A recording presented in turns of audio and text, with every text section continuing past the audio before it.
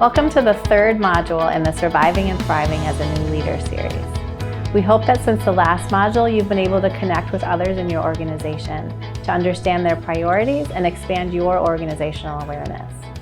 In this module, we're going to explore ways that you can work to influence the behavior of those on your team. We'll share best practices for communicating expectations, giving and receiving feedback, and recognizing others. And just like in the last module, you'll hear from other leaders and providers who will share their perspectives on these topics. And we'll leave you with a few things to explore and pay attention to between now and the next module. So let's get started. In this module, we're talking about influencing behavior. Before we dig in though, we need to clarify a few things. When we talk about influencing behavior, we are not talking about micromanaging or manipulating others into doing what we want them to do. We're talking about creating an environment where team members clearly understand the expectations of their job and the role they play in the organization's mission and strategic goals. Giving and receiving feedback is a regular occurrence, and where employees feel valued and recognized for the work they do. All of these things promote employee engagement, which can be defined as the extent to which employees are passionate about their work and committed to the organization. The more engaged your employees are, the easier your job becomes because they come to work feeling energized, supported, and ready to tackle the challenges that come their way. Let's walk through these three concepts in a bit more detail.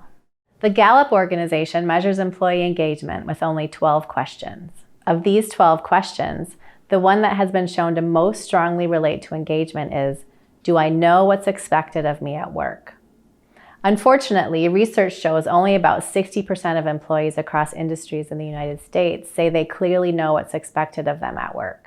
The good news is that as a leader, there's a lot that you can do to ensure your team clearly understands the expectations of their role. Here are some tips for having impactful conversations about expectations with your team.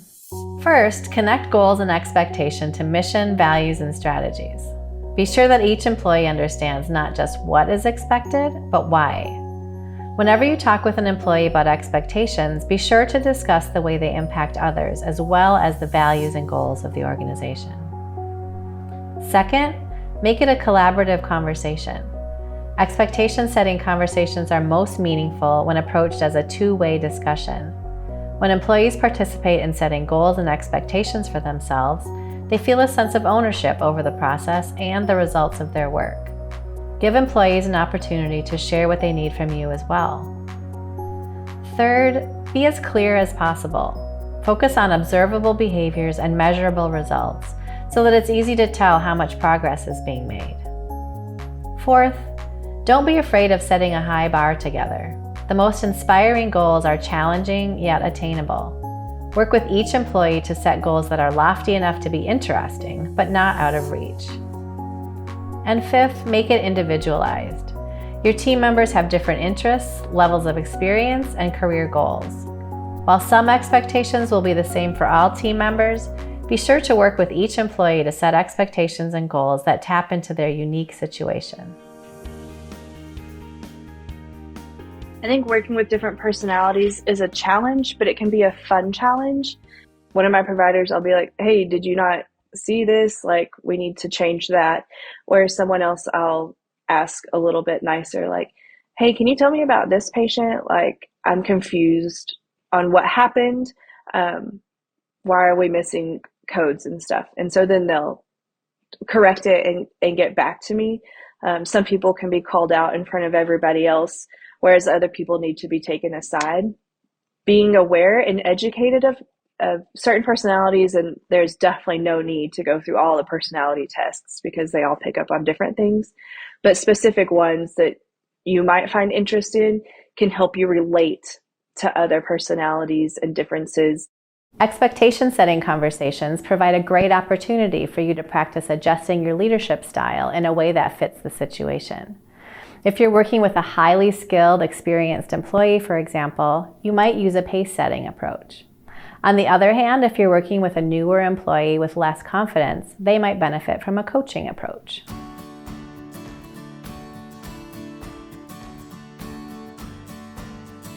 It's hard when you're looking at balance and being equitable is being able to manage that balance, being fair, being above board, talking to people, talking, letting them know, don't hide information, be transparent. So when you have an orientation and the staff that's been there 5 years feels like, I had to do all this stuff and these new folk don't have to do anything. Well, they have an idea of the changes before the new people came, because as things changed, they were made aware.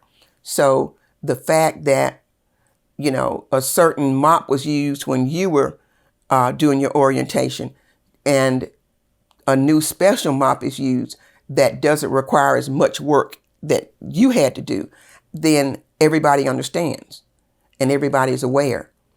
And you'd be surprised at the little things that people consider. I had to wring a mop and use mop water, and they've got this mop and all they have to do is take this pad out and use it. And I went through all this trouble to do orientation and they don't even clean like we clean. But once everything is transparent, once everything's kept above board, once you keep everything, on a balanced scale, then you don't have people saying that it's not fair because they don't have to do this and I did and that sort of thing. So it's just a balancing act. So we've talked about setting clear expectations, but that's not enough if you really want to influence others' behavior.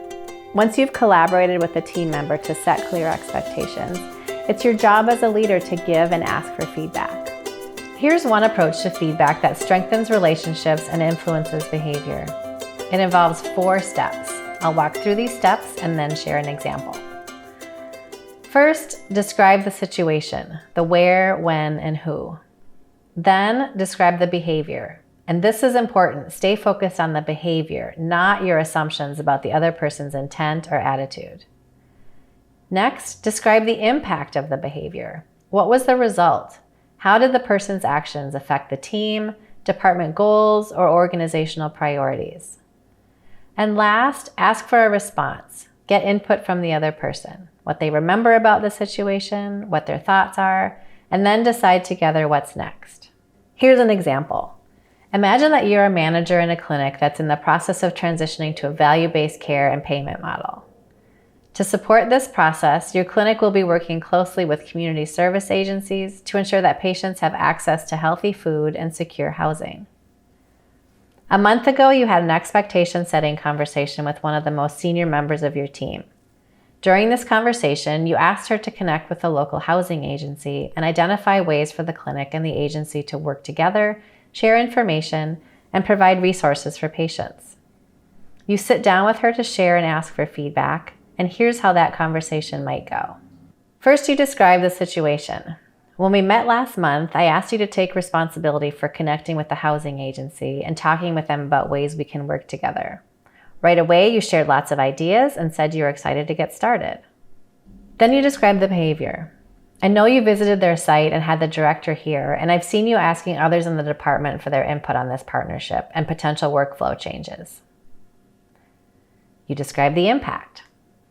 The work you've already put into this has given us a great start toward our goal of moving to value-based care and having a really positive impact on our patients' quality of life. I appreciate all that you've been doing. Then you ask for a response. How have things been going? What are your next steps? And how can I support you in this process? Notice that we get pretty specific in this example. While it's nice to say you're doing a great job, it's more important to say specifically what has been done and the impact their actions have had. When feedback is focused on observable behavior and facts, it provides clarity and reduces the opportunity for misunderstanding. And remember that an important part of feedback conversations is asking for feedback. Before a conversation like this ends, you might ask, what have I done that has been helpful so far? And what could I do differently to better support you? And then when you receive feedback, even if it's something that's hard to hear, one of the best responses you can give is, thank you for sharing that with me. And maybe add, I'm definitely going to give that some thought. And then let them know what you'll do as a result. If you respond defensively or don't respond at all, you can erode trust. While if you respond by showing appreciation, you build trust and make it more likely that the other person will want to give input in the future. The Studer Group, now a part of Huron Consulting, developed a valuable feedback gathering process called Rounding for Outcomes. See the resource guide for links to more information about Rounding for Outcomes and other feedback resources. We hope it goes without saying that it's important to recognize people for their hard work and contributions. We know that you have limited control over some forms of recognition, like pay raises or amount of time off, but you do have control over many forms of recognition that, believe it or not, can be even more meaningful to your team members. The key is to know people well enough to know what's important to them and how they like to be recognized. Some people would love to have a significant accomplishment recognized publicly, while others would be horrified at the idea and would prefer something like a handwritten note. And if you don't know how each member of your team prefers to be recognized, the solution is simple: ask. You can simply ask each person how they like to be recognized, and then follow through on their preferences. So we do annual reviews on our employees, and she does that. And so she asks them, how would you like for me to correct action if I see errors? How do you like to be rewarded? And then how do you like to be recognized if I see you going above and beyond? And I thought, when she asked that question, when we were doing our evaluations this year, I was like, man, what an incredible way to ask your people, your staff, what their needs are. Because like, I might be a monetary girl. I want a $5 Sonic gift card every day when I rock out because I love to go to Sonic and I love to not have to pay for it. But somebody else might be like, hey, I like an attaboy in a public way. Like, I want you to call me out in the middle of a staff meeting and be like, dude, excellent job this month. I am so proud of all this extra work that you did and jumping in and helping. We've reached the end of this module, and in the next module in this series, we'll get to the really hard stuff: communication, conflict, and difficult conversations. Before then, however, here are a few questions for you to reflect on or discuss with colleagues to help you think through how the information covered in this module applies to you and your team.